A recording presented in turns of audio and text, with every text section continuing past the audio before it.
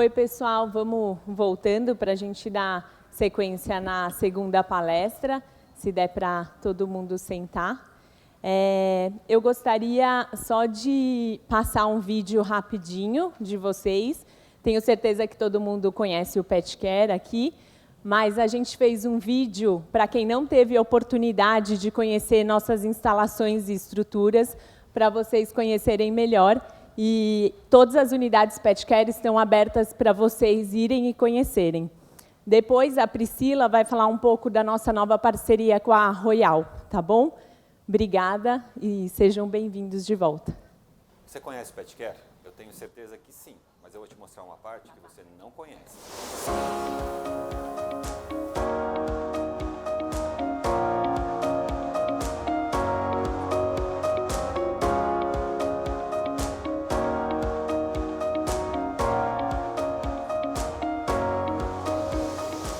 O PetCare é uma rede de hospitais veterinários que está disponível para você 24 horas por dia, todos os dias do ano.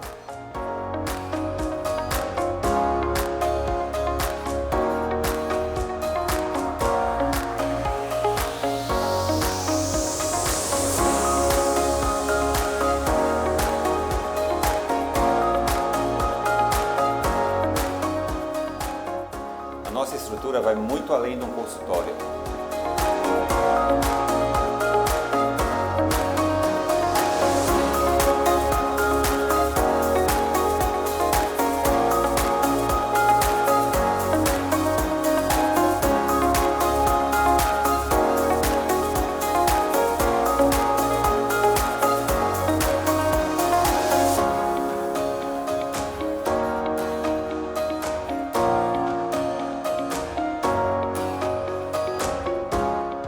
Quando vocês deixam eles aqui com a gente, vocês podem ter certeza que a gente vai oferecer muito mais do que medicina veterinária. Vamos oferecer amor, carinho e muito cuidado.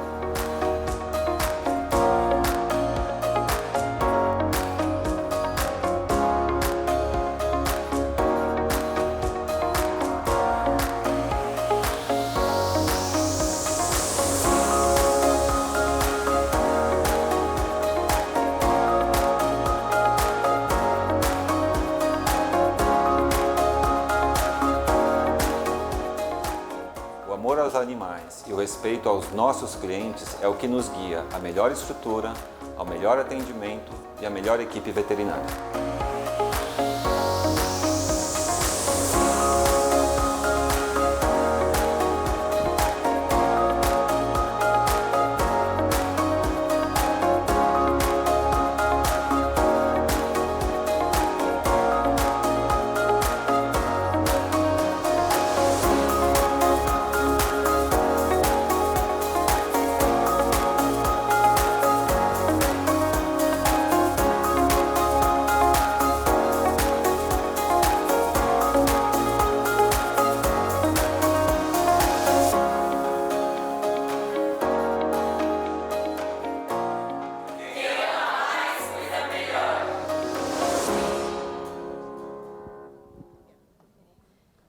Bom, gente, obrigada por assistir. Lembrar que o PetCare está de portas abertas, agradecer nossos parceiros.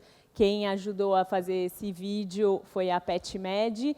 E agora falar um pouco sobre a Royal, a nossa nova parceira de rações. E a Priscila vai falar um pouco sobre os objetivos e as metas e a nossa parceria com a Royal Canin. No final, a gente vai fazer os sorteios como de costume. Obrigada, Lu. Bom dia, pessoal, tudo bem? Meu nome é Priscila, para quem eu não tive a oportunidade de conversar ainda.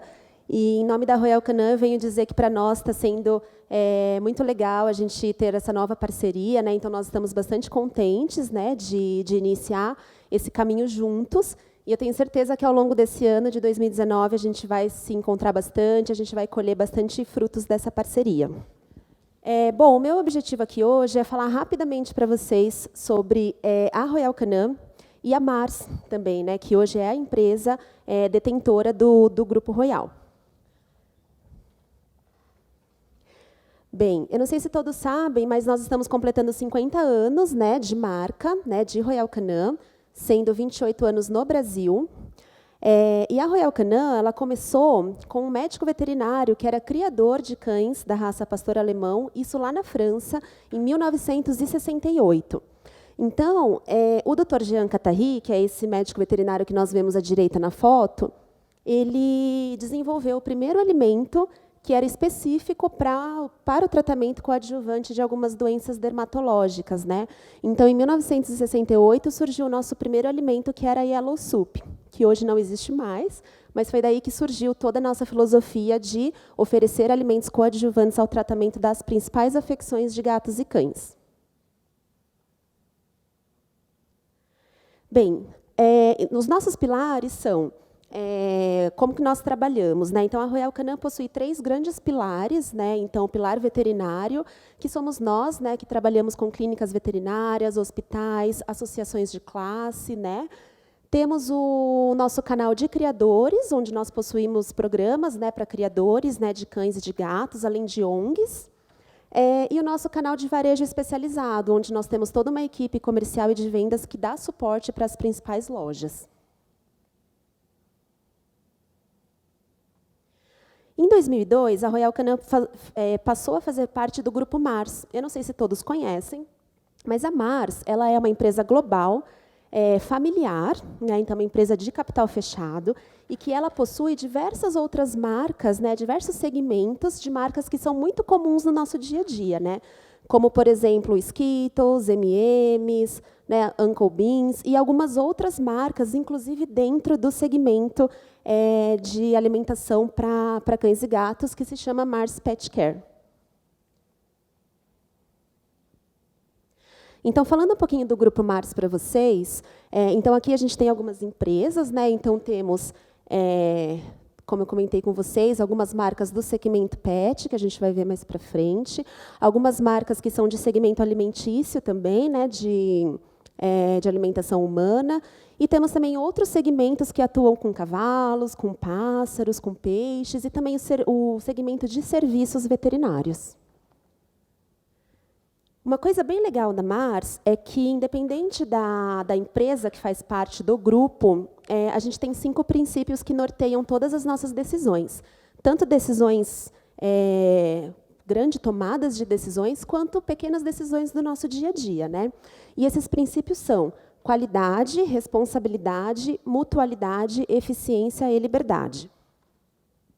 Eu vou passar para vocês um videozinho bem curtinho para que vocês possam conhecer um pouquinho mais da filosofia do grupo. Frank C. Mars começou a fazer doces em sua cozinha em Tacoma, Washington, em 1911. Desde então, a Mars cresceu como uma empresa líder mundial no segmento de alimentos, com vendas anuais superiores a 30 bilhões de dólares. Era a década de 1920, quando o filho de Frank, Forrest E. Mars, se uniu ao negócio.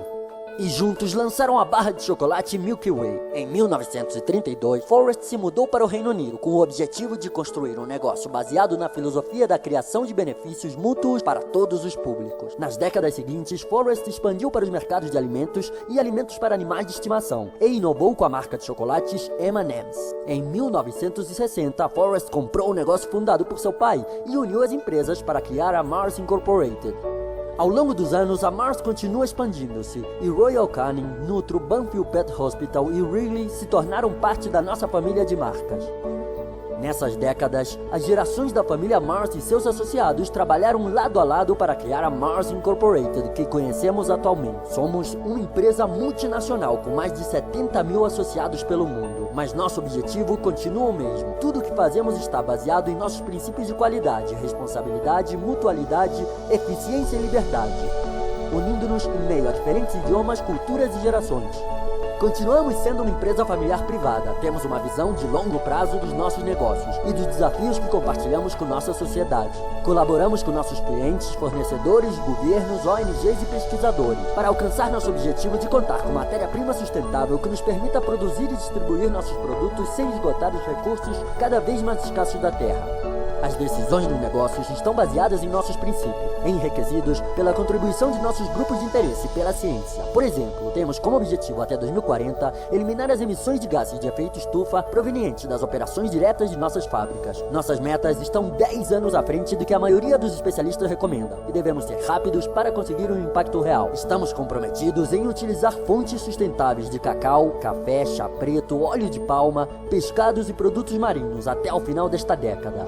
O que fará também a diferença para as comunidades rurais e os recursos naturais em todo o mundo. Não acreditamos em medidas intermediárias. Todas as divisões da Mars, Petcare, Chocolate, Wrigley, Food, Drinks e Symbioscience são conduzidas pelo desejo de encontrar soluções ambiciosas aos desafios enfrentados pelo nosso planeta e nossos negócios. No mundo moderno, isto significa criar benefícios mútuos para todos aqueles que contribuem com o nosso sucesso, fazendo a diferença para as pessoas e para o planeta através da nossa performance. Mas se Forrest E. Mercer ainda estivesse vivo, ele simplesmente chamaria isto de um bom negócio. E estaria correto. Legal, né? A gente quis trazer um pouquinho do que é o Grupo Mars para vocês, né? Então, no vídeo fala que nós éramos em 70 mil associados e agora, atualmente, nós somos em mais de 110 mil funcionários da Mars ao redor do mundo. Especificamente de Royal Canin, nós somos em 7 mil pessoas no mundo e aqui no Brasil nós somos em 400. Como eu comentei com vocês, a Mars possui alguns segmentos, né? Então, nós temos o segmento de Pet Nutrition, que é onde existem também outras empresas do grupo de alimentos, como Whiskas, Pedigree. Temos o segmento de Royal Canin, né? Então, é um segmento focado em alimentos de alta qualidade nutricional e precisão nutricional, onde recentemente também foi incorporada a marca Eukanuba. Serviços veterinários, né, como o Benfield, que é uma ampla rede de hospitais veterinários na América do Norte, contando com mais de 900 unidades, além das clínicas Blue Pearl e, mais recentemente, também o VCA, que foi incorporado pela Mars há 2 anos e que hoje é parceiro do Petcare. Além de outras soluções também na área de pet. Para a gente finalizar, eu queria trazer um pouquinho sobre a estrutura da Royal Canin. Então, hoje nós somos em 16 fábricas no mundo, né, presentes em 92 países. Então, aqui no Brasil, nós temos uma fábrica em Descalvado, não sei se todo mundo conhece, mas é uma fábrica que atende todo o mercado nacional e também faz exportação para Chile e para a Argentina. Ao longo dos anos, a Royal Canin veio se desenvolvendo muito, né? Então, por que eu trago isso para vocês? Nós estamos muito contentes, né, em anunciar que, a partir do dia 25 de fevereiro de 2019, nós estaremos com uma operação direta de Royal Canin em São Paulo, capital, região metropolitana e também região de Sorocaba. Então, nós estamos com cerca de 40 pessoas, né, uma equipe nova que está sendo treinada atualmente para poder visitar as clínicas, os hospitais de vocês, os locais onde vocês trabalham. Então, vocês também fazem parte de todo esse crescimento da Royal Canin. Para quem não conhece, então, essa é a nossa planta, né, em Descalvado. Então, a gente tem a unidade fabril e temos também o escritório. Então, nós temos aí cerca de 250 produtos diferentes em nosso portfólio. Fora do Brasil, a gente tem um portfólio ainda maior. Cerca de 30 mil clientes que são atendidos no Brasil. E, segundo uma pesquisa feita em 2017, a Royal Canin foi a marca mais recomendada por médicos veterinários. Então, essa estrutura toda fabrica mais de 2.500 toneladas de alimentos por dia em todas as nossas 16 fábricas. Distribuímos cerca de 500 milhões de produtos por ano. Temos mais de 350 fórmulas no mundo todo e alimentamos mais de 21 milhões de gatos e cães com o Royal Canin. E aí, para finalizar, eu vou passar um último vídeo que fala um pouquinho sobre a nossa marca. E aí, o que vocês tiverem de dúvida também, a gente está à disposição para conversar ao final da palestra.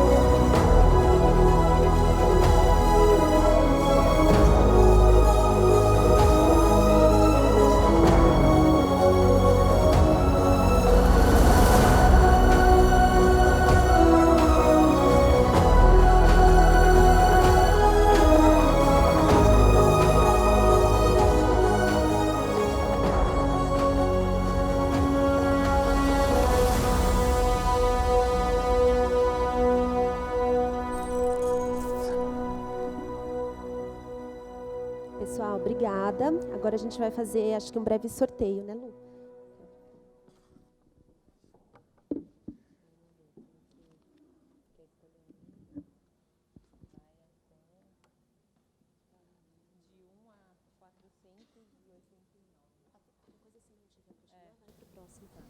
Número 32.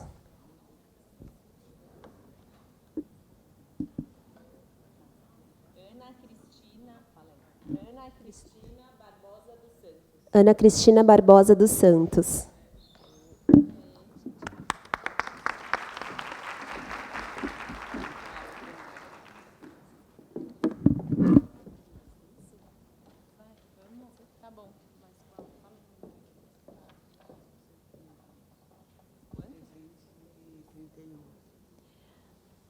Não tá. Ah, tá.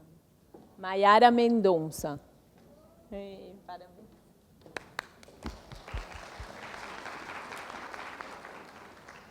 Vivian Souza Gonçalves. Quem tá aí? Bruna Barros Machado dos Santos. Nossa, só tem daqui.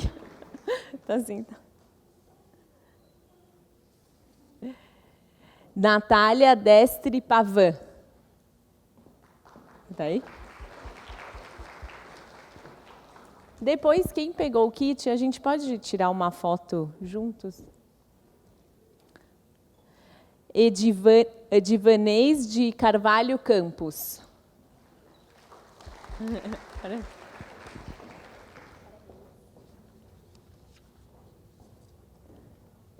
Fabiana Yuki Ikasati Takagaja.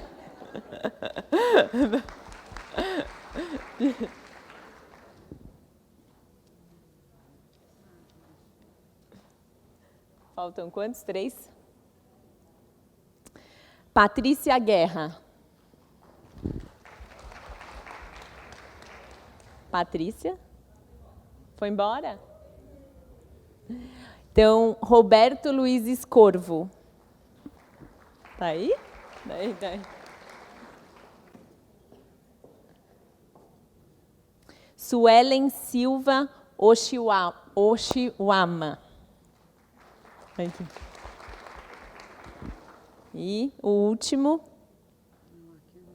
Aqui. Ó, tem esses daqui, ó, que não foi. Gabriela Araújo. Pronto. Parabéns, pessoal. Obrigada. Depois a gente tira uma foto. Obrigada, Pri. Bom, a gente vai dar sequência agora na próxima palestra. O próximo palestrante, pode subir ao palco, por favor. Paulo Frazão, acho que eu conheço ele um pouco.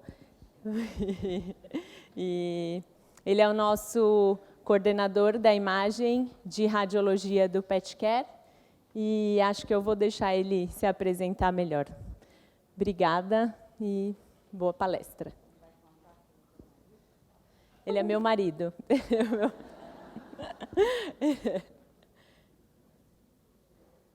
Bom dia. Obrigado, queria primeiro agradecer ao convite, né, que obviamente foi meio que imposto, né, eu não podia recusar. Não, brincando, é um prazer poder falar aqui. Num primeiro momento, realmente fiquei feliz pelo convite, a própria Carla me ligou para vir falar para vocês.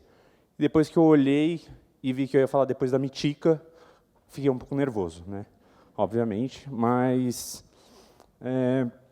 bom, me apresentar um pouco, eu sou o coordenador do serviço de radiologia do PetCare, das 4 unidades. Tenho a função de coordenar, dividir escala, mas a gente trabalha bem de uma forma de equipe, tanto que no final eu fiz questão de colocar a foto de cada um da equipe de radiologia, que é quem está ali à frente, fazendo os exames, tocando e conversando e interagindo com vocês. Tá? Atualmente eu sou o presidente da Associação Brasileira de Radiologia, estou envolvido com a associação há quase 9 anos. Minha gestão acaba agora em abril. E até um pouco antes da gente falar do tema em si, que é o ultrassom na prevenção, queria dar uma notícia para vocês que saiu essa semana. O Conselho Federal de Medicina Veterinária aprovou o nosso pedido de tornar o diagnóstico por imagem uma especialidade. Eu acho que isso é um ganho não só para a gente, do diagnóstico por imagem, mas para a classe veterinária como um todo. Né? Quanto mais especialistas, quanto mais títulos de especialista a gente tiver, mais a nossa veterinária vai crescer. Tá? Então, tenho muita honra e muito orgulho de fazer parte desse grupo que conseguiu conquistar isso.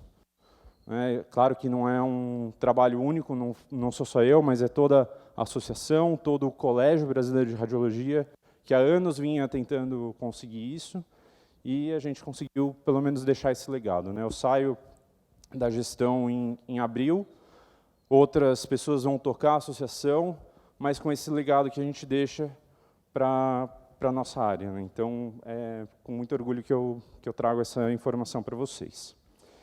E, além disso, né, coordenador do PetCare, envolvido com a associação, a gente também... Dentro do PetCare, a gente tem uma empresa chamada Imagem.vet, que a gente trabalha com teleradiologia, telemedicina, fazendo diagnósticos e laudos, dando suporte para clínicas no Brasil todo. Depois, se alguém quiser saber um pouquinho mais, também me coloco à disposição para a gente conversar.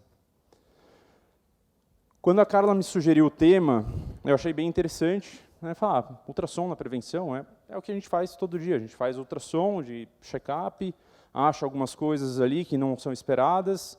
Ok, mas como passar isso? Né? De que forma que eu ia vir aqui, falar para vocês, explicar, simplesmente colocar os achados, a gente pode ver isso, aquilo, outro. Então, eu comecei a estudar um pouco mais do que era a medicina preventiva. Né?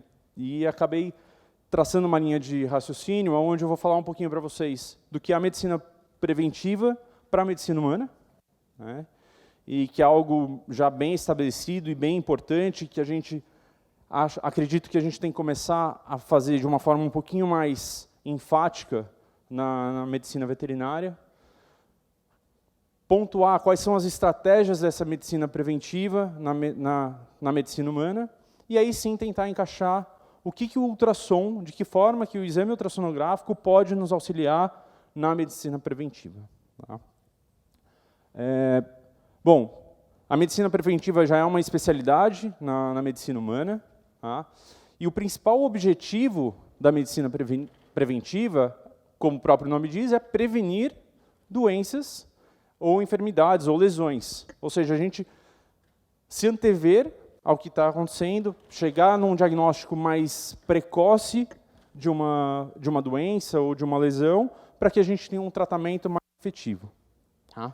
Então, em linhas gerais, eles dizem que é para a gente manter a saúde da população. Né? Então, ao invés de tratar, de se preocupar com a cura, com o tratamento em si, a gente já manter essa população saudável. E isso vocês vão ver que tem uma série de atividades, de programas que a gente pode implementar.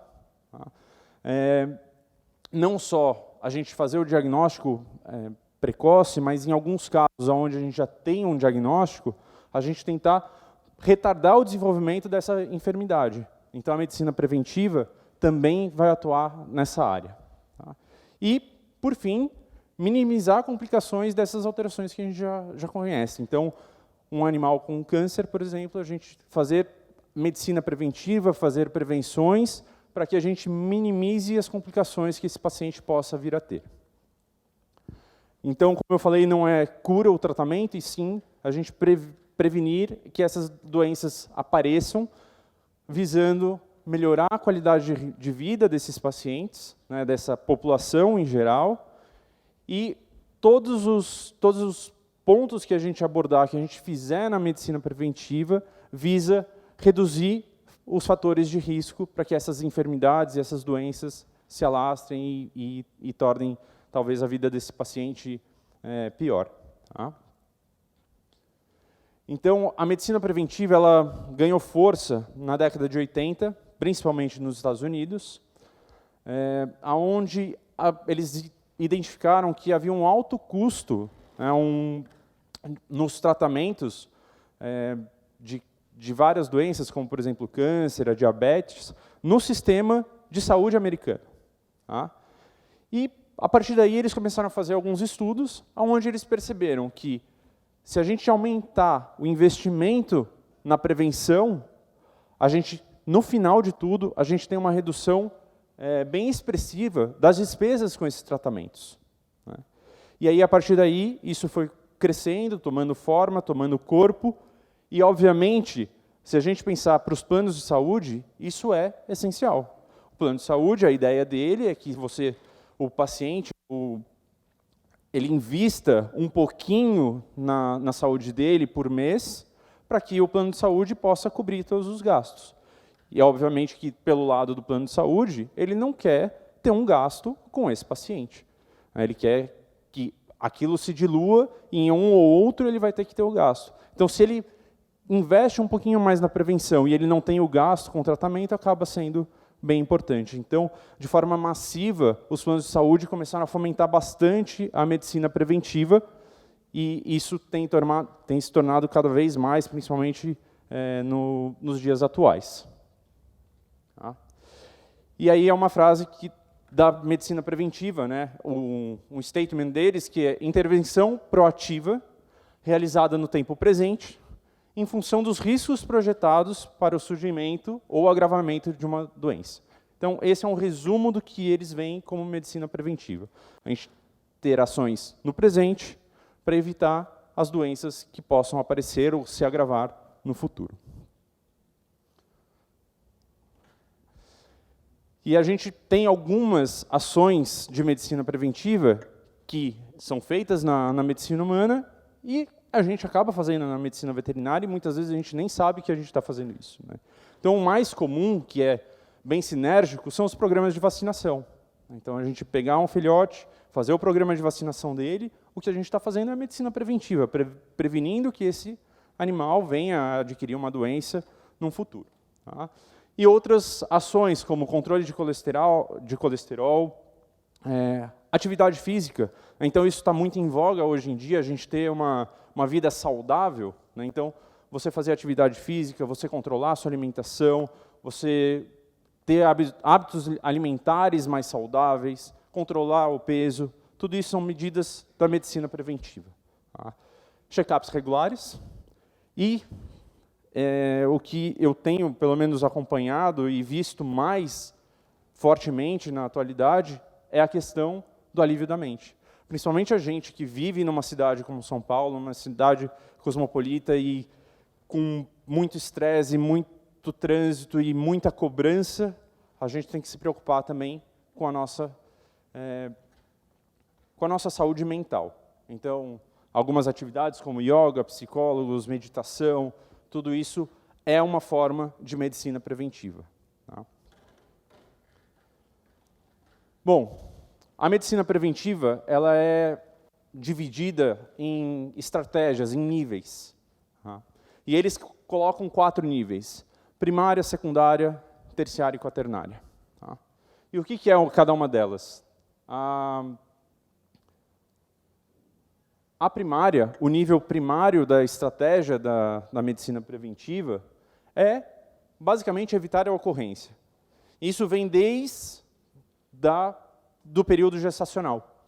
Então, um pré-natal bem feito, exames que a mãe, né, acaba fazendo durante a gestação. Eu não sei, bom, vocês viram no convite, tem uma filha de 10 meses e hoje em dia se faz um teste genético com poucas semanas de gestação para você já saber qual a possibilidade do seu filho ter alguma alteração genética e aí você já entrar com medidas preventivas, seja terapêuticas mesmo, ou seja simplesmente de um aconselhamento psicológico dessa família, de como que vai receber essa criança com essa alteração genética e de que forma vão ser as abordagens. É muito melhor do que quando eu nasci, por exemplo, que nem ultrassom para saber o sexo a gente tinha. E era uma surpresa. E aí era uma surpresa tanto o sexo quanto as alterações que esse bebê podia ter. Tá? Então, a medicina preventiva nesse nível primário vem atuando já desde o período gestacional. Os programas de imunização caem nesse nível também, e os programas de vida saudável. Então, aqui é evitar que a doença ocorra. Tá? No nível secundário, aí sim, a gente fazer o diagnóstico e estabelecer tratamentos de uma forma precoce, ou seja, quando as doenças ainda estão no estágio latente.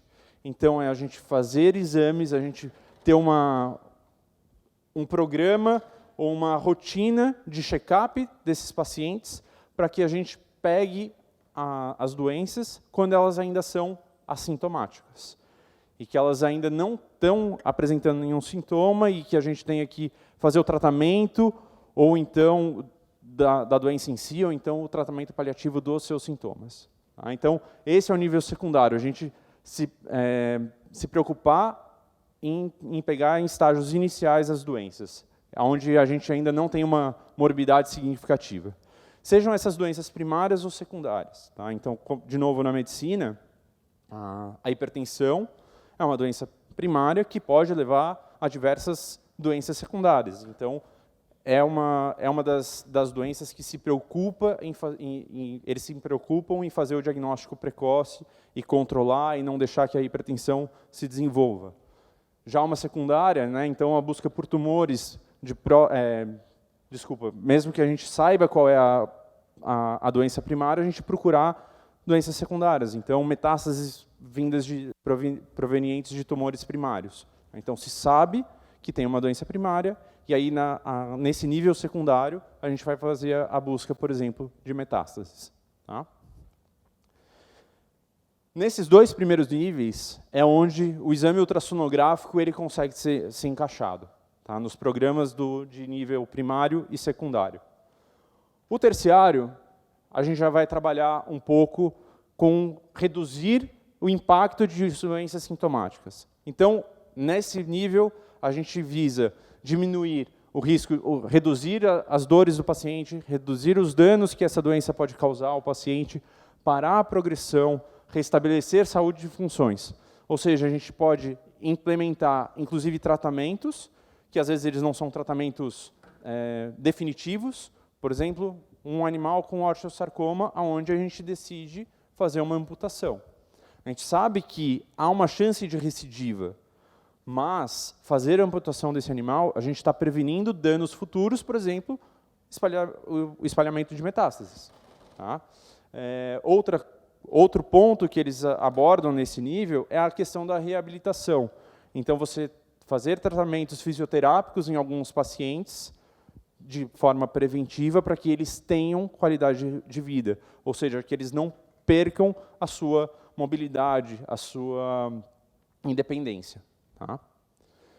E, por fim, a prevenção quaternária, que essa é a mais recente que se coloca ali nos programas de medicina preventiva, que é minimizar os efeitos colaterais das intervenções excessivas ou desnecessárias. Então, aquelas intervenções que têm que ser feitas, por exemplo, a gente tem que fazer uma lobectomia de 2, 3 lobos hepáticos, a gente entrar com medidas preventivas para que esse paciente não desenvolva outras doenças ou não tenha uma morbidade pior. Tá?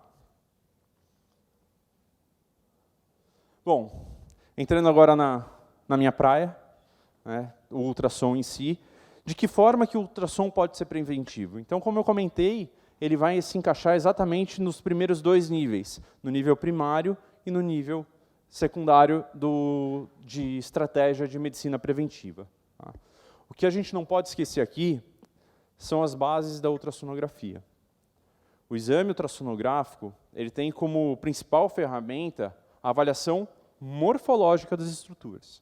Então, quando eu faço um exame ultrassonográfico, eu estou procurando alterações de número, de contorno, de tamanho, de formato, algumas alterações infiltrativas que aí no exame ultrassonográfico ela pode alterar de cor. Então, um fígado que ele tem uma cor, uma ecogenicidade, ele pode estar com essa ecogenicidade aumentada ou diminuída. Por que é importante a gente falar isso? Porque ali eu não estou avaliando diretamente a função daquelas estruturas. Tá? Então, muitas vezes a gente vê alterações morfológicas dos órgãos, seja o fígado, seja o rim, seja uma adrenal, e não necessariamente esse animal tem alteração de função ainda. Tá? Então, eu observar e relatar no meu exame ultrassonográfico que há uma alteração renal, não necessariamente esse animal tem um aumento de ureia ou um aumento de creatina no sangue. Tá? Então, aí a gente entende como que o ultrassom pode entrar como medida preventiva. Então, a gente sabe se já que há uma alteração morfológica e a gente vai acompanhar mais de perto esse animal porque a propensão dele desenvolver uma alteração de função é maior. Tá? Eu coloquei ali também a avaliação funcional restrita. Em alguns casos, o exame ultrassonográfico, sim, vai auxiliar na avaliação funcional. Mas é uma avaliação mais qualitativa, interpretativa. Tá? Eu não consigo dar números. Então, quando eu falo de função renal e a gente está avaliando ureia, creatinina, a gente sabe os valores base. Se estão acima, a gente tem uma alteração. Se estão abaixo, ele ainda não está alterado. No exame ultrassonográfico, a gente não vai conseguir gerar números para ter uma tabela de referência. Então, a avaliação funcional ela é restrita. Então, vou dar um exemplo para eu ver o funcionamento do trânsito gastrointestinal. Eu posso dizer se ele tem ou não motilidade, se essa motilidade está aumentada, mas quanto ela está aumentada. Não existe um valor base, não tem como eu medir esse valor.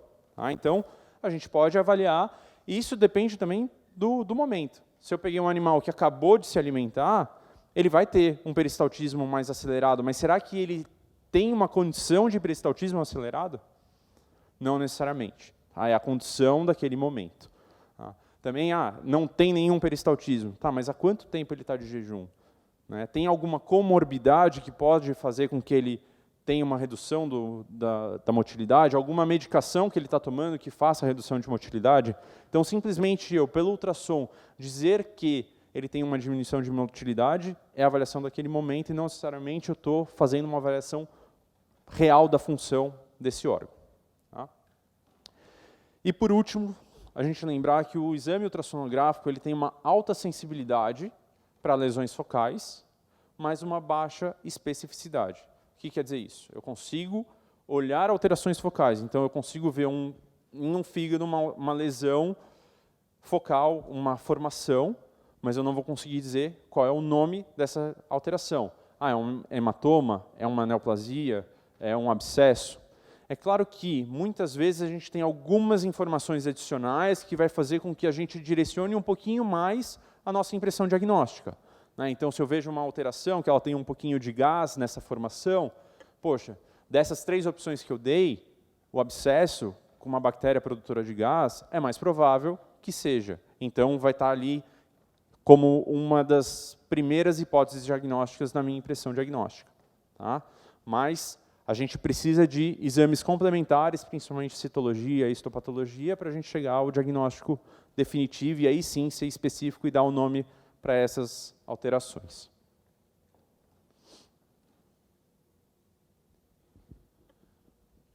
Eu vou citar primeiro, antes de entrar no ultrassom abdominal, 2 modalidades ultrassonográficas que a gente já trabalha como prevenção. De novo, talvez a gente nem saiba que a gente está fazendo isso como uma medicina preventiva, né? Mas a gente já tem o costume de fazer. A primeira delas é a ultrassonografia gestacional. Então, a gente já tem o costume, né, se um tutor chega na nossa clínica com um animal com histórico de que cruzou e que agora faz 20 dias começou a aumentar um pouquinho as mamas, será que está grávido ou não? A gente tem o costume de encaminhar esse paciente para o exame ultrassonográfico para fazer o diagnóstico da gestação. Tá? É uma medicina preventiva, para que a gente, através desse diagnóstico, claro que ali por volta de 20 a 25 dias pós essa cópula, a gente já pode ter um diagnóstico, né, de que esse animal está gestante, mas também a gente consegue fazer outras avaliações preventivas. Né? Então, primeiro delas, número de fetos. Quantas vesículas gestacionais tem ali? E aí, daqui 15 dias, eu posso repetir esse exame e perceber que tinham 5 e agora eu tenho 3. Tem 2 que estão sendo absorvidas. Então, a gente pode já ficar de olho, porque essa cadela ela pode começar a desenvolver alguma alteração por conta dessa absorção dessas bolsas gestacionais. Viabilidade fetal, tá, desses 4 que ficaram, desses 3 que ficaram, como é que eles estão se desenvolvendo? Como é que é o desenvolvimento dos órgãos dele? Está se formando normal ou ele apresenta já alguma malformação? Eles estão viáveis? Eles têm batimento cardíaco? Eles têm fluxo sanguíneo?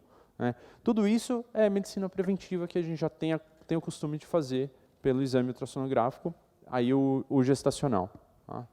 E, por fim, quando está chegando lá perto dos 60 e poucos dias de gestação, a gente fazer a abordagem desses pacientes e controlar se eles estão entrando ou não em sofrimento fetal. Tá?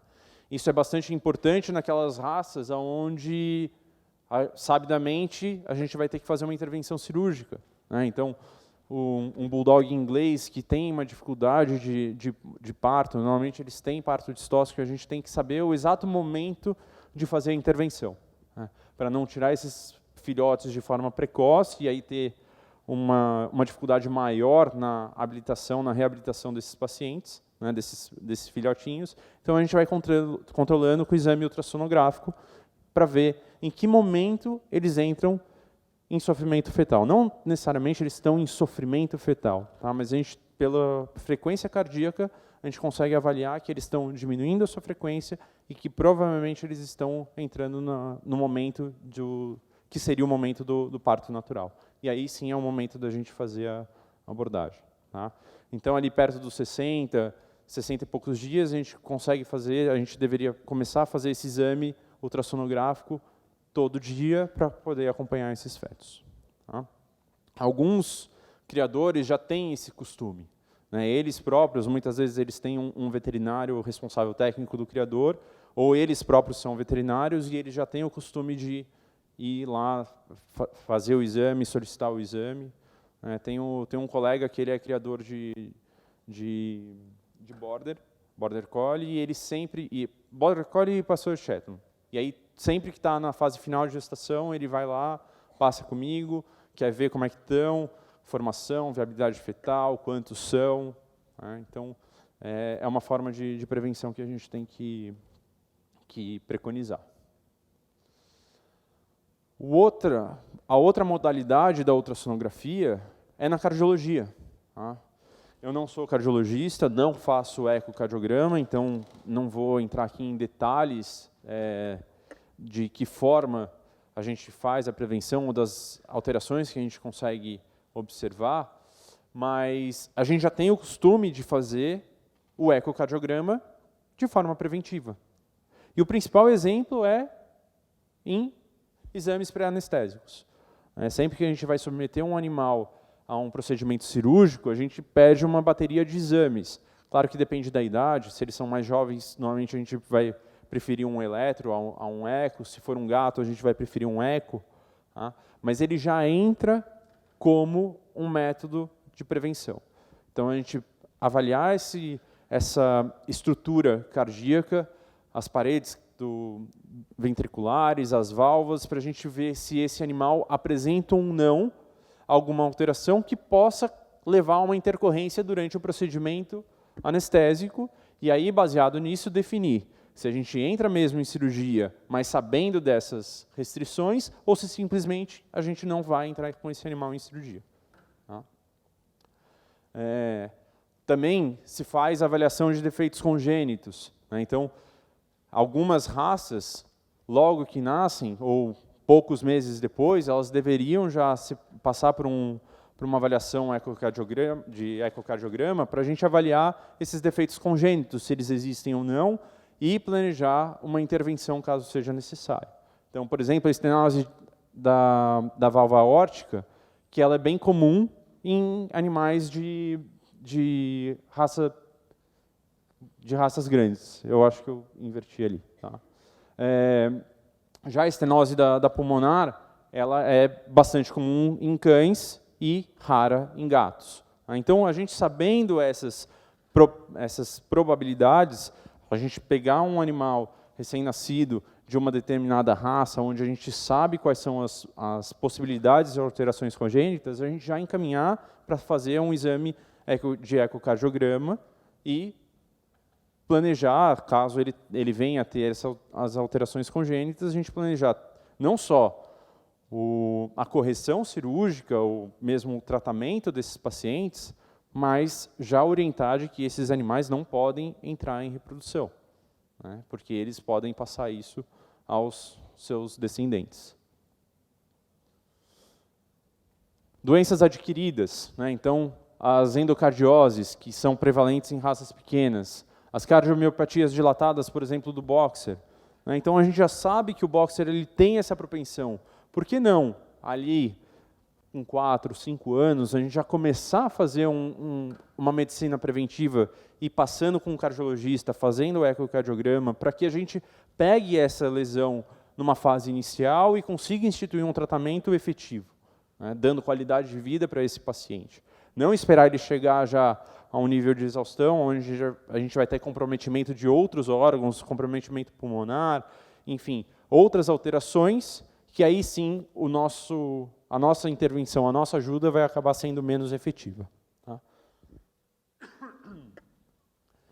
A cardiomiopatia hipertrófica, por exemplo, que é super comum, muito mais comum em gatos do que em cães, também a gente fazer essa avaliação. Hoje em dia, então, com os Maine-Coons da vida, que tem bastante alteração cardíaca, a gente tem que ter essa preocupação e começar a pensar na prevenção desses pacientes através do exame de ultrassonografia.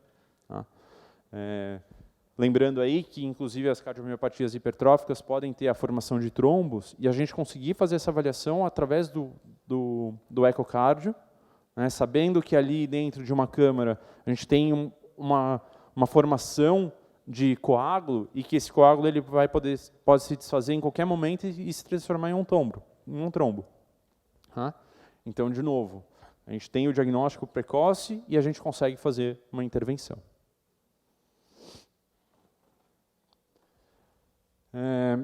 Aqui é um momento que a gente tem uma intersecção, né, da cardiologia com o diagnóstico por imagem, que é no caso das hipertensões pulmonares, o cor pulmonale. Tá? Então, hipertensão pulmonar e cor pulmonale são, muitas vezes eles podem, bom, a hipertensão pulmonar ela é o aumento da resistência vascular pulmonar e ela tem algumas vezes causas que não são cardiogênicas, não são de origem cardíaca, elas são de origem pulmonar. Então a gente tem, por exemplo, o tromboembolismo pulmonar que vai fazer o aumento dessa hipertensão, que vai causar hipertensão pulmonar e, consequentemente, vai levar a alterações cardíacas, e aí a gente tem estabelecido o cor pulmonar. Tá? Doenças respiratórias crônicas, então broncopatias crônicas, fibrose pulmonar, tudo isso pode levar a alterações. Por que eu estou colocando isso aqui? Se a gente tem um animal que apresenta essas alterações pulmonares, radiograficamente ele tem esse quadro, a gente pode aqui atuar como uma prevenção de nível secundário e encaminhar esse animal para um ecocardiograma, para a gente avaliar se ele tem ou não uma hipertensão pulmonar que pode levar a um cor pulmonar. Então a gente se precaver, se prevenir fazendo exames de eco em animais que têm doenças pulmonares crônicas. Tá? Ah, mas ele não apresenta nenhuma alteração à ausculta. Ah, ainda não. Mas até ele apresentar essa alteração à ausculta, ele já pode ter alguns indícios de hipertensão pulmonar, que a gente pode começar a intervir e prevenir o desenvolvimento do cor pulmonar. Tá? Então, e além disso, o exame radiográfico, a gente consegue avaliar a silhueta cardíaca, né? Mas de uma forma muito superficial. A gente vê o tamanho cardíaco, mas a gente não vê o tamanho das câmaras cardíacas. E ainda assim, algumas alterações muito sutis ao exame radiográfico pode ser porque a gente pegou esse animal em uma diástole. E aí, na diástole, o coração está um pouco maior, com um animal em expiração, o tórax está menor e nos dá a impressão de que esse coração está maior. Mas isso é um indício da gente se preocupar e mandar para o eco. Ah, mas no eco não deu, está tudo em ordem. Que ótimo. Né? Mas, de novo, se a gente vê uma alteração no exame radiográfico, agora, diretamente cardíaco, né, um discreto aumento da silhueta cardíaca, a gente se prevenir e pensar em fazer um ecocardiograma para descartar ou confirmar a nossa suspeita diagnóstica. E para o abdômen, de uma forma geral, quando a gente tem que fazer o exame preventivo? Qual que é o momento ideal da gente estabelecer esse programa? Então eu vou pegar sempre um animal e todo check-up que ele for fazer de vacina, todo ano eu encaminho para fazer um ultrassom? Não. Na verdade, para a gente responder isso, a gente tem que avaliar algumas condições. Né? Então depende. Quando que a gente vai começar a fazer o exame ultrassonográfico abdominal de forma preventiva? Depende da raça, da espécie, né? Do sexo. Então, um animal macho, ele tem inteiro, também a condição desse paciente, né? Ele é inteiro, macho, então ele tem uma propensão a desenvolver alterações prostáticas. A gente vai começar em uma determinada idade. Uma fêmea castrada, já não, a gente pode se preocupar em fazer isso um pouco mais tardiamente. Tá? Então, a gente tem que considerar todos esses pontos. E o último ponto, que é o tutor. Não adianta nada a gente pensar em prevenção se a gente não convence de alguma forma ao tutor de que isso é importante. Tá? E aqui eu tenho uma frase que eu acho bem interessante, que é: a necessidade de um exame, ela está diretamente relacionada ao potencial de mudança de conduta. E quem diz isso sou eu. Eu tenho esse costume de falar, né, principalmente quando eu vou dar aula de tomo e ressonância. Para que a gente precisa de um exame de tomo? O que o exame de tomo me ajuda? Antes de mais nada, o resultado que ele vai te dar, ele vai fazer você mudar de conduta?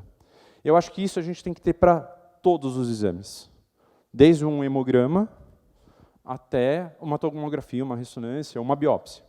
Tá? Todos esses exames, eles geram custo para o tutor e todos eles têm algum risco. E aí a gente vai ter que pôr na balança esse risco frente ao que a gente vai ter de resultado. Tá? Esse resultado que a gente vai ter, seja ele uma exclusão de resultado ou uma confirmação de resultado, faz com que eu mude a minha conduta? Faz. Eu vou mudar o tratamento, eu vou mandar esse animal para uma internação, dependendo do resultado, ele vai para um procedimento cirúrgico. Então, legal, é válido. Mas ainda assim a gente tem o fator, que é aquele último item que estava no slide anterior, o tutor. Eu vou pedir esse exame, a gente vai ter um resultado, eu vou mudar minha conduta. Ele vai aceitar essa mudança de conduta? Ele está disposto a seguir com isso? Se ele não estiver disposto, não vale de nada o que a gente definiu. Tá? Então, eu vou dar um exemplo aqui. Lá no PetCare, a gente fez uma tomografia de um bulldog inglês e tinha se diagnosticado uma formação de 2 centímetros de diâmetro, não muito grande, em mediastino cranial. E aí vieram solicitar que eu fizesse um procedimento de coleta de citologia, de biópsia, na verdade, dessa formação de 2 centímetros. Tá bom, legal, importante, vamos fazer diagnóstico, com isso a gente consegue determinar se é processo neoplásico ou não, qual é o tipo de processo neoplásico, se esse animal vai para uma quimioterapia, se ele vai fazer uma excisão cirúrgica, a gente já faz planejamento cirúrgico através da tomo, ótimo. E aí, como é que... Mas tem risco? Já conversaram com a tutora? Não, já. Ela falou que qualquer intervenção que aconteça na tomografia não é para ressuscitar e, independente do resultado que der, ela não vai tratar. Então, para que submeter o animal a uma anestesia? Para a gente coletar material. Essa formação estava muito próxima da carótida, então o risco de eu pegar a carótida era grande. Ou seja, praticamente a tutora ela queria que desse errado, né? Porque ela insistiu, ela ainda virou e falou assim, não, mas eu quero que faça. Eu quero. E aí, conversa vai, conversa vem, no final das contas a gente optou por, tá bom, vamos seguir. E aí eu, no meu íntimo, eu falei, agora eu vou conseguir coletar, não vai dar nada errado, vai sair o resultado, e ela não vai tratar e a consciência pesada vai ser dela, né? Mas o que eu quero colocar aqui é, a gente tem todo o conhecimento, a gente tem toda a base de definir se aquele exame é importante ou não, se a gente deve seguir isso, com isso, porque vai ou não mudar a nossa conduta, mas isso tem que estar muito claro para o tutor. Ele tem que comprar a ideia, ele tem que entender para que a gente está fazendo isso. Isso serve para a medicina preventiva. Porque se a gente não deixar isso claro para o tutor, quando a gente começar a fazer um exame preventivo, quando esse animal estiver ali por volta dos seus 5, 6 anos, e a gente falar para ele, é importante a gente fazer ultrassom todo momento, no segundo ultrassom, que não tiver nada, ele vai olhar e falar assim, não, esse veterinário está querendo que eu gaste dinheiro. Então, a gente tem que deixar claro para ele tudo isso que a gente está expondo aqui. Olha, a gente está fazendo isso, e se tudo der certo, não vai ter nada, e é o que a gente espera. Mas se tiver alguma coisa, a gente está pegando no começo, e aí a gente vai poder intervir. Você está disposto a, se a gente achar alguma coisa, intervir? Então, é, de novo, a questão da mudança de conduta. Tá? Ops, eu saí. Espera aí.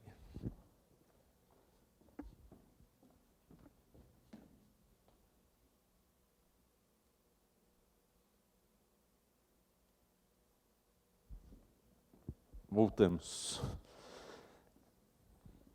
Bom, tudo isso que eu falei, acho que está nesse slide. Então, o exame ele vai servir para a gente confirmar hipóteses diagnósticas. Então, a gente fez uma avaliação desse animal, ele tem um aumento de volume, a gente pode esperar que tenha uma formação, ou muitas vezes ele serve para excluir diagnóstico, né? Então, o exame ultrassonográfico ele é bastante importante para tirar um monte de possibilidades da nossa cabeça. Tá? Então, o ultrassom, vulgo NDN, nada digno de nota, ele é super importante. Porque ele consegue fazer com que a gente exclua uma série de possibilidades de alterações. Tá? E aí as possibilidades terapêuticas de mudança de conduta, né? Então, se a gente vai fazer um tratamento conservativo, se a gente já vai para o intensivismo, se esse animal tem que ser internado, se ele tem que fazer um procedimento cirúrgico. Tá? E aí a disponibilidade e vontade do tutor. Então, disponibilidade do exame, né, de ter ali, disponibilidade do tutor de fazer esse exame e a vontade do tutor de seguir com esse programa de medicina preventiva.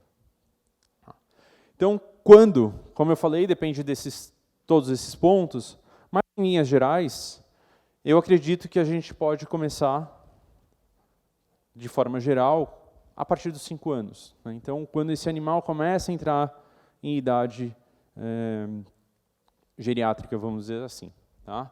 É claro que é porque a partir daí a gente começa a ter a maior incidência, né, de lesões, de alterações, formações tumorais. É claro, mas tem tumor que tem padrão bimodal, ele vai aparecer com 2 anos ou com 7, 8 anos. Claro, mas esse que apareceu com 2 anos, ele vai apresentar sinal clínico, ele vai ser agressivo, você já vai ter que fazer uma intervenção. Não dá para a gente querer escanear todo mundo a partir dos 2 anos. Tá? Então, a partir ali dos 5 anos é onde a gente começa a ter a maior incidência das alterações. Tá? Então, na minha visão, esse seria o ponto inicial da gente fazer uma medicina preventiva com ultrassom. Coloquei aqui, é importante a gente saber que há uma diferença entre senilidade e senescência. Senilidade são aquelas alterações que aparecem e são não esperadas, mas não desejadas, vamos dizer assim, né, num paciente. Então, lesões que aparecem com a idade, que são mais suscetíveis a aparecer quando o animal é idoso. Já a senescência são alterações que são inerentes da idade. Então, o cabelo branco, por exemplo, é senescência. Tá? Não é algo que vai afetar a nossa vida, não é uma doença, mas ele aparece com a idade. Tá? Então, algumas alterações ultrassonográficas a gente identifica ao exame ultrassonográfico ou ao exame radiográfico, e elas são alterações de senescência. Que a gente espera que apareçam ao longo da idade, mas elas não levam a uma doença em si. Tá? Alguns processos neoplásicos, a gente vai começar a fazer essa avaliação um pouco antes. Tá? Então, esse trabalho aqui do Mantes e Aras, recente, de 2017, o que eles fizeram? Eles pegaram um grupo de mais de 1000 animais, dividiram em animais de vida longa e vida curta, e eles fizeram animais machos inteiros, eles fizeram exames ultrassonográficos para determinar a partir de que idade a gente começa a observar alterações na próstata. Não necessariamente processos neoplásicos, mas que a gente observe alterações ao exame ultrassonográfico na próstata. E aí eles chegaram à conclusão que, independente da idade, quando eles chegam mais ou menos a 40% da sua expectativa de vida, a gente deveria começar a encontrar essas lesões. Ou seja, a gente pode estabelecer ali 5 anos. A maior parte dos nossos pacientes hoje são castrados. Mas aqueles que não são castrados, se eles têm uma expectativa de vida um pouco mais curta, né, então 10 anos, a partir dos 4, a gente poderia começar a fazer o exame ultrassonográfico visando achar alguma alteração de próstata e ter uma intervenção nossa precoce. A não esperar que essa próstata já esteja no tamanho de uma laranja, obstruindo a saída retal e o animal defecando em fita, fazendo obstrução uretral e tudo mais. Tá? Oxi. Estou apertando o botão errado aqui, desculpa.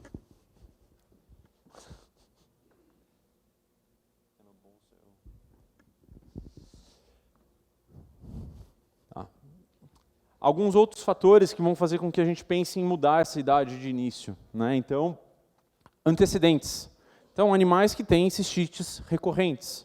Então, esse animal tem cistite recorrente, por mais que ele não esteja sintomático, é válido a gente fazer o exame ultrassonográfico com frequência para começar a ver alterações ao exame ultrassonográfico, por exemplo, da urina, da parede da bexiga, inclusive incluir a análise de urina nessa prevenção, para que a gente pegue uma infecção urinária logo no começo, antes de que ela passe a ter um sinal clínico.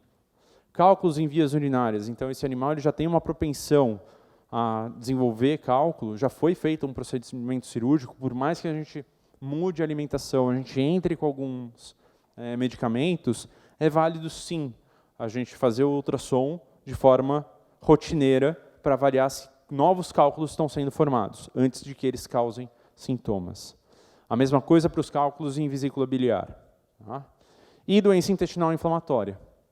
Então, animais que já têm um histórico de doença intestinal inflamatória, também é válido que a gente faça a avaliação ultrassonográfica e fique monitorando a espessura dessas paredes para a gente ver se eles podem estar recidivando ou mesmo evoluindo para um processo neoplásico. Consanguinidade. Né? Então, se a gente tem doença intestinal inflamatória nos parentes desse animal, é interessante que a gente faça um escaneamento, a gente faça uma avaliação dos irmãos, para ver se a gente já pega algum sinal inicial. Tá? Doença renal policística. Eu acho que esse é o principal ponto. Né? Eu sou de uma família policística, né? Minha mãe era renal policística, meus irmãos são, meu irmão transplantou ano passado, eu faço controle todo ano. Eu fico vendo meus cistos todo ano. E eu estou super bem, minha função renal está ok, está tudo em ordem, mas eu preciso acompanhar. Tá? E quando descobriu, na minha mãe, há 26 anos atrás, eu estava lá com uns pouquinho mais de 10 anos de idade, eu fui fazer o exame ultrassonográfico, por conta disso aqui, consanguinidade, para se descobrir precocemente que eu também era portador e que eu também tinha essa alteração e que eu deveria acompanhar. Tá? Então, aqui a gente tem o trabalho do Willis e colaboradores de 2009, que ele fala que animais com consanguinidade, que são portadores ou que têm a probabilidade de serem portadores do rim policístico, da doença renal policística, eles devem começar a fazer esses exames a partir dos 10 meses de idade. Tá? Em humanos é a partir de 5, 6 anos. Aqui a gente começa a fazer para ver se começam a aparecer cistos e se essa pessoa é ou não portadora da doença. Tá? Então, agora a gente mudou, né? De 5 anos, a gente pegou um gato persa, que sabidamente os pais têm rins policísticos. A partir dos 10 meses de idade, é válido a gente começar a acompanhar esse paciente.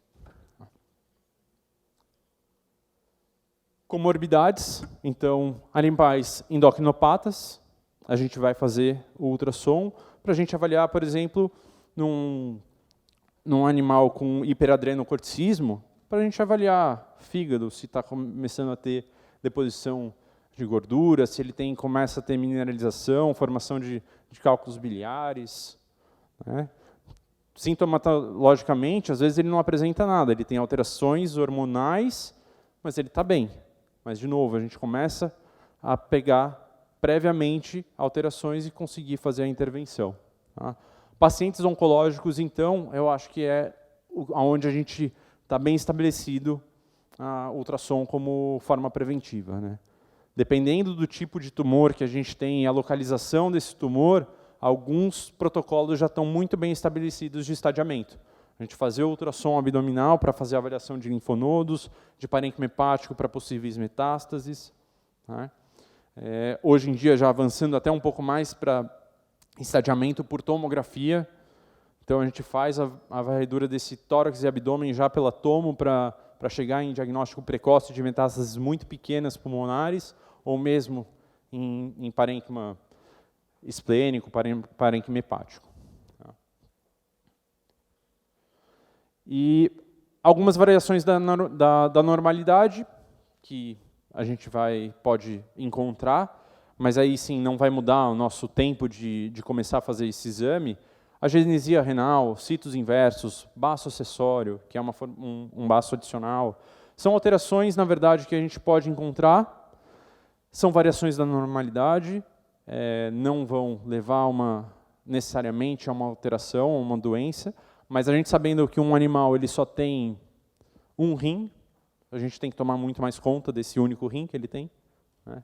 Um animal que apresenta divertículo em bexiga urinária, ou mesmo persistência de úraco, e que em algum momento a gente diagnostica isso, ele vai ter uma maior predisposição ao desenvolvimento de cistite. Tá? Então, algumas alterações que a gente pode encontrar como variação da normalidade numa avaliação ultrassonográfica preventiva. Outras doenças primárias assintomáticas. Bom, lama biliar é uma alteração que a gente costuma ver bastante, sem sintomas, que cada vez mais a gente tem que ficar de olho se isso pode ser por um processo obstrutivo ou alguma outra alteração que está levando à formação dessa lama biliar, e a gente pode entrar com tratamento. O mais importante para mim é quando a gente diagnostica a mucocele. A mucocele, eu faria um paralelo com a medicina da apendicite, né? Então, é algo que, quando acontece, você tem que correr para o centro cirúrgico e rapidamente. Pelo menos na mucocele, a gente consegue pegar quando ela está se formando. E aí a gente fazer a previsão e o acompanhamento dessa mucocele antes de que ela rompa a vesícula biliar, e aí sim a gente entre numa emergência. Então, a gente pega alguns casos de mucocele em estágio inicial e faz o acompanhamento e já começa a entrar com tratamento e consegue ter uma resolução, tá, dessas mucoceles sem que elas cheguem a causar ruptura. Tá. Cálculos também, é bem comum a gente observar cálculos, principalmente em divertículos renais, em pelve renal, sem sintoma. E corpos estranhos. Às vezes eles são simplesmente achados ultrassonográficos. A gente não espera, às vezes até achados radiográficos. A gente radiografa um tórax, às vezes por um check-up, um animal cardiopata, e a gente radiografa o tórax, quando a gente vai ver lá no estômago tem uma moeda, um clips, um grampo, alguma coisa assim. Tá? Então, é bem comum a gente ver corpos estranhos como achados ultrassonográficos. E essa é uma das primeiras palestras que eu monto sem nenhuma imagem de ultrassom, de raio-x, né? Mas porque a ideia era realmente a gente debater um pouco do conceito. Tá? Mas eu não consegui fugir muito. E aí eu coloquei uma aqui para vocês. Esse animal ele não tinha nenhum sintoma. Ele foi para fazer um check-up. Era um animal relativamente jovem. E no duodeno, a gente encontrou... Melhor, né? No duodeno eu encontrei essa estrutura. Tá? Aqui. Em imagem longitudinal, no lúmen tinha uma estrutura tubular, que ao exame, quando a gente faz a imagem em corte transversal, aqui a gente tem a parede do duodeno, interno a gente tem um pouquinho de líquido, e de novo a estrutura em corte transversal, uma estrutura tubular. Quem quer arriscar o que pode ser isso? Eu errei. Primeira coisa que eu pensei foi em corpo estranho linear. Mas estava estranho, porque ele não causava plissamento de parede. E eu fiquei ali quebrando a cabeça e falei, o que pode ser isso? Parece um cadarço, um tubo.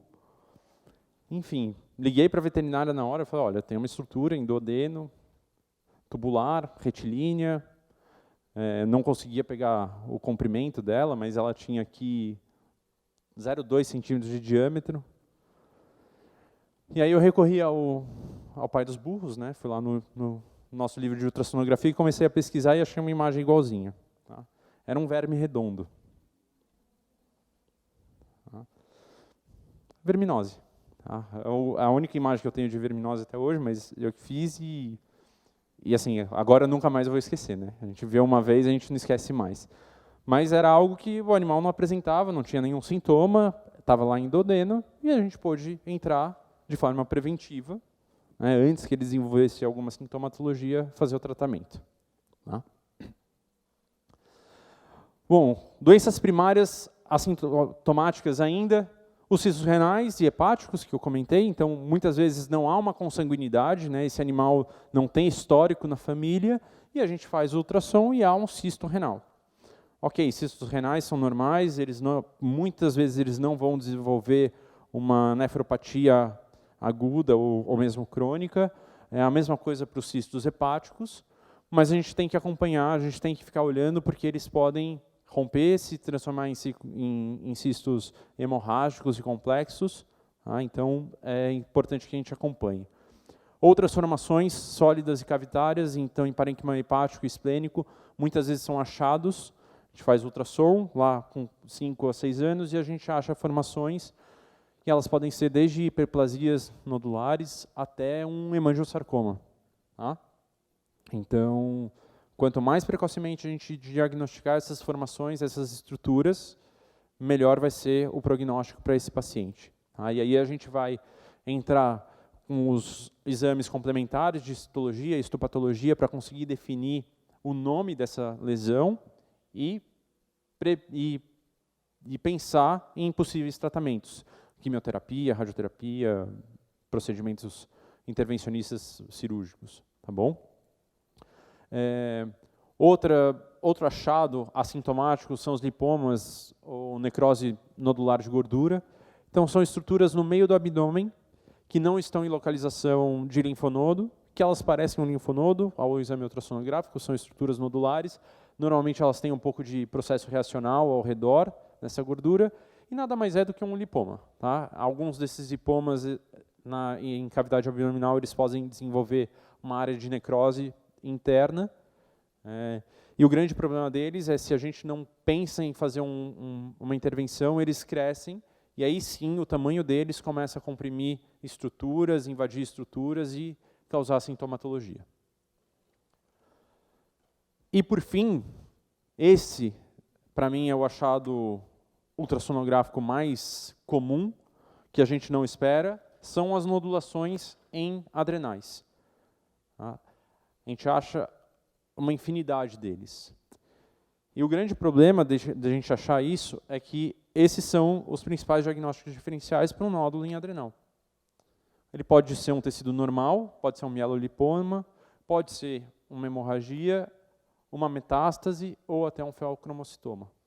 Tá?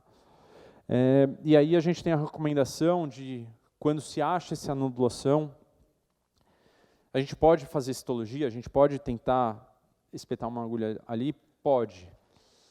Mas é um procedimento difícil, acesso, as adrenais elas estão próximas a grandes vasos, com um alto risco, e se for um nódulo produtor de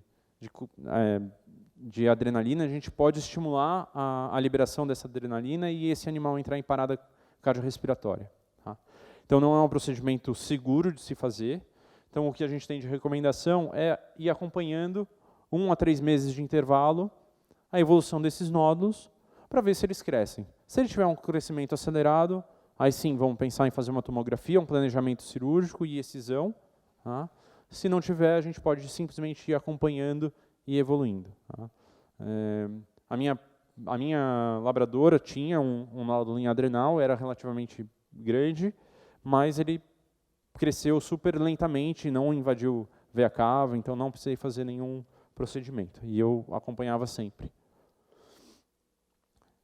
E alterações secundárias. Né? Então, aí, tromboembolismo, mineralização de paredes de vasos, hipoplasia de adrenal por corticoide exógeno, alterações que a gente pode encontrar nesses exames preventivos, secundários a lesões primárias, alterações primárias.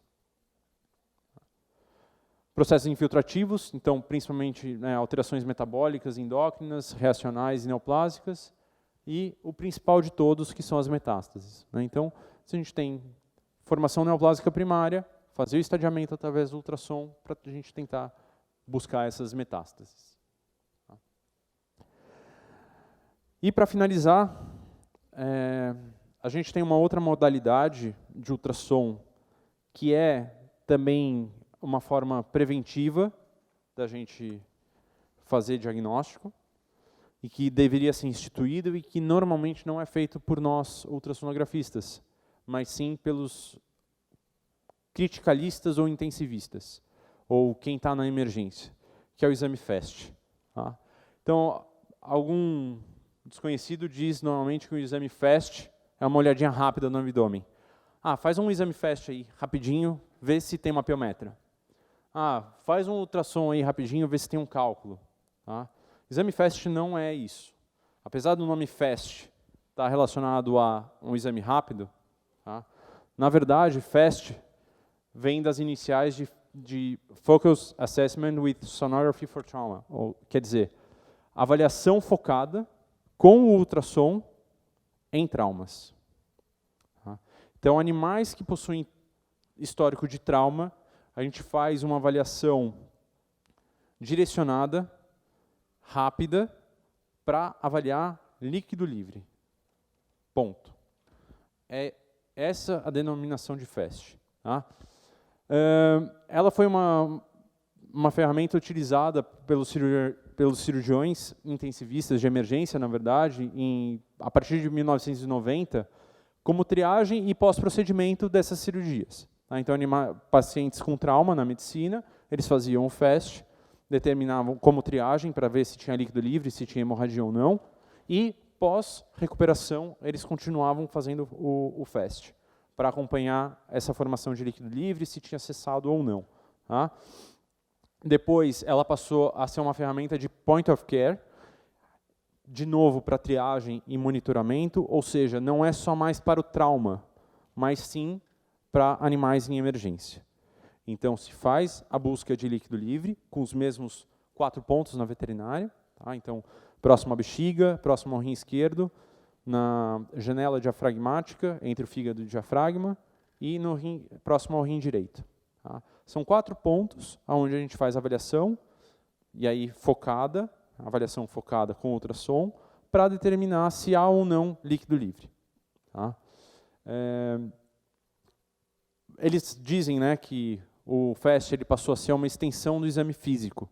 Então, o paciente chega em emergência, você vai fazer todos os procedimentos, vai estabilizar esse paciente, vai fazer o exame físico para tentar determinar a causa, se for abdominal, se há histórico de trauma abdominal, se faz o FAST para complementar esse seu exame físico, porque muitas vezes um líquido livre muito pequeno, a gente não vai conseguir determinar pelo exame físico.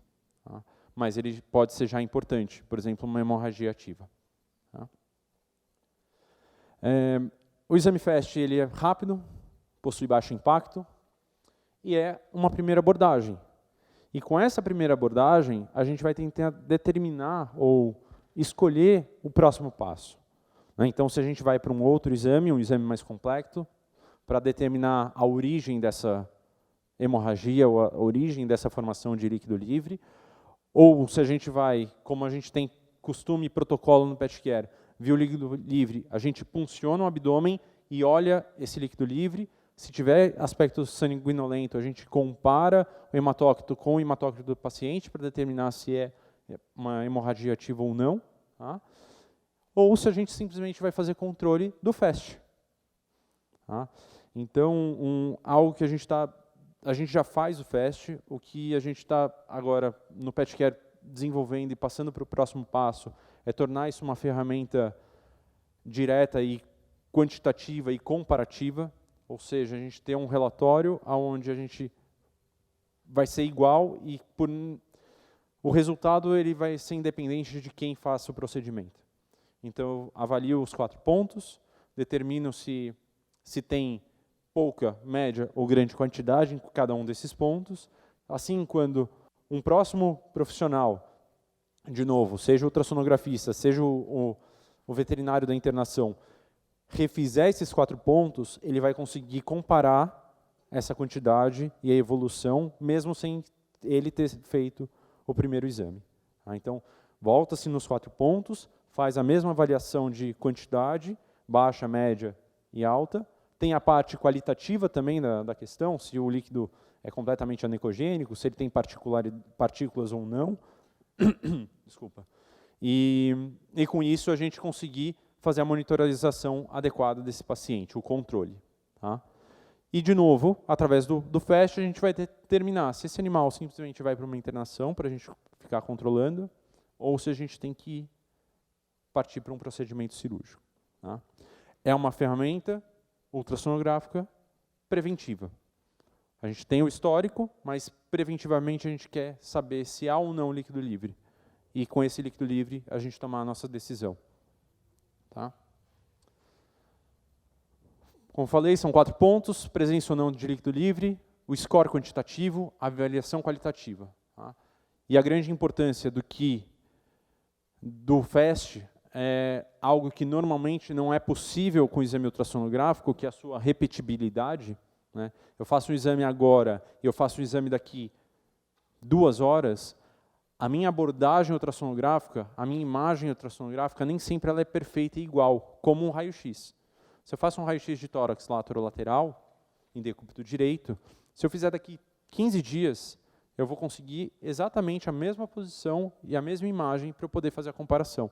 Tá? O exame ultrassonográfico, normalmente a comparação é feita pelo ultrassonografista. Eu faço hoje e eu faço amanhã porque eu tenho a memória do que eu vi naquela passagem. Já o FAST não. Como a gente determina pontos e marcas anatômicas para fazer essa avaliação, a gente consegue fazer a repetibilidade das imagens e comparar o resultado.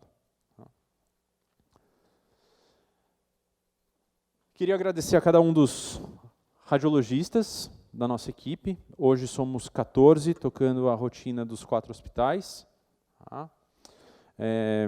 A partir de abril seremos 15. A gente tem uma nova integrante aí em treinamento. Agradecer de novo ao PetCare, ao VetCare, pelo convite. Espero que tenha ajudado, que a gente tenha conseguido debater um pouquinho dessa nova ferramenta que a gente pode colocar na nossa cabeça de ter na nossa conduta clínica, que é a medicina preventiva. Obrigado a todos.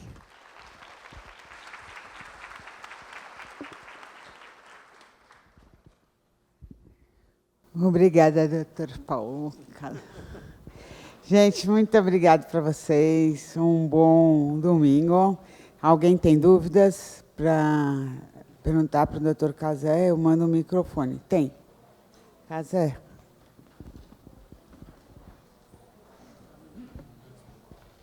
Tá ligado esse? Obrigado. Oi. Oi. A respeito de ultrassom de gato, né? O baço de gato ele tem um aumento diferente do de cachorro. Eu queria saber se para o ultrassonografista se é difícil avaliar baço em gato e, na tua experiência, qual as alterações que você mais vê? É uma avaliação desafiadora, né? E até a gente tem... Normalmente o baço é um órgão que a gente não consegue quantitativamente determinar se ele está aumentado ou não, e a gente tem algumas referências anatômicas no cão. Né? Então, se ele passou o rim direito, ou se ele passou a linha média, desculpa, o rim esquerdo, ou se ele passou a linha média do abdômen, a gente vai determinar que ele está aumentado.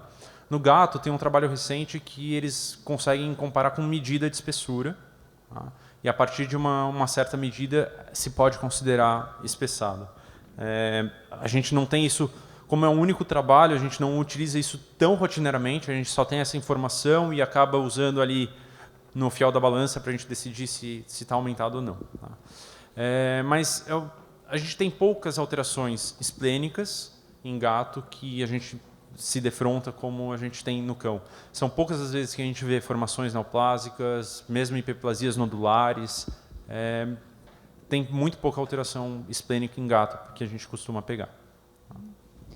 E no caso do preparo, né, o que você pede? Além do jejum, você pede, alguns ultrassonografistas pedem para fazer antifiséticos, tipo aquele mais conhecido, Luftal. Uhum. Né? Isso é bem, uns falam que precisa, outros falam que não precisa. No gato, especificamente, se marca um ultrassom para você, o que você pede de preparo?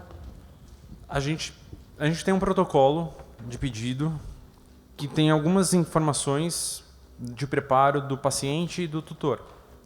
Então, jejum alimentar, jejum hídrico, segurar esse paciente 2 horas antes do exame para não fazer xixi e que o tutor chegue 15 minutos de antecedência. Nenhum desses 4 itens é atendido, principalmente dentro de um hospital. A gente entende isso. Animais chegam em emergência, animais estão em internação. Ele passou em atendimento às 10 da manhã vai fazer ultrassom ao meio-dia, porque o tutor já está lá.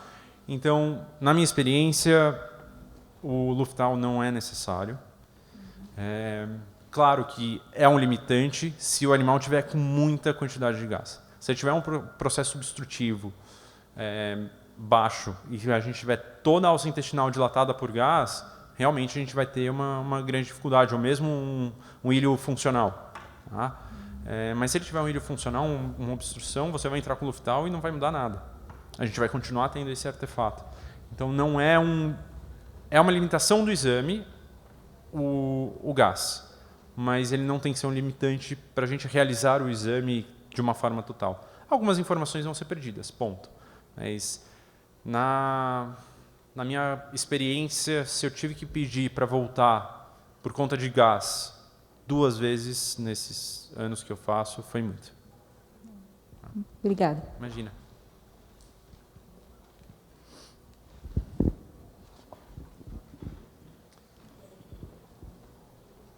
Mais alguém?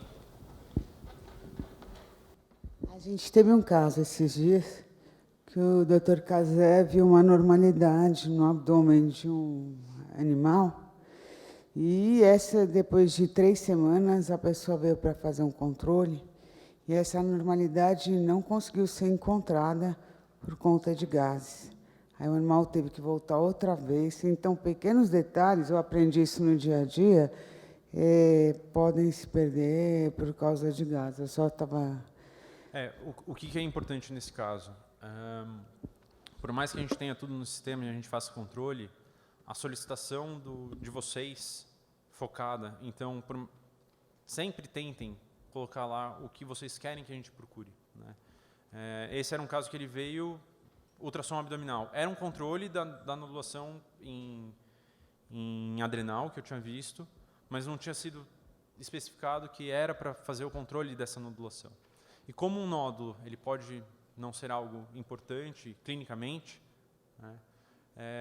Às vezes no nosso ultrassom geral a gente teve dificuldade de achar adrenal, que é uma estrutura difícil de achar por conta de gás, a gente vai passar batido e falar, tudo bem, não vi. Né?